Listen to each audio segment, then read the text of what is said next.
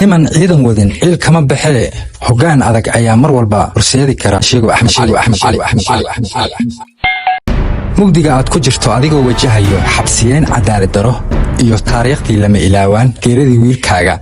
ayaa marqaati u ah in ruuxaaga marna aan la leexin karin adkaysigaaga iyo horitaankaaga nafeed ayaa waxay dhiirigelinayaan dhammaan dadyoogaaga si joogtay adkaysigaaga xitaa markaad dhibaato wajahaysid iftiinkaaga wuu noo ifayaa iftiinkaasoo rajo gelinayo xoojinta halgankeena cadaalad uraadinta wiilkaaga horitaankeena nafeed mar walba wuxuu noqonayaa mid nool ruuxiisu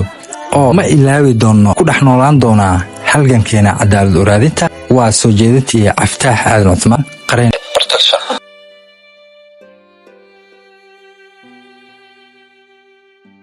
mahadsantahay daawade haddii aad nala joogtay ilaa iyo dhammaad fadlan waxaan kaa codsanayaa muuqaalka inaad noo leegarayso sidoo kale haddii ay tahay markii kugu horeysay peeshka uu kugu cusub yahayna soo follow garee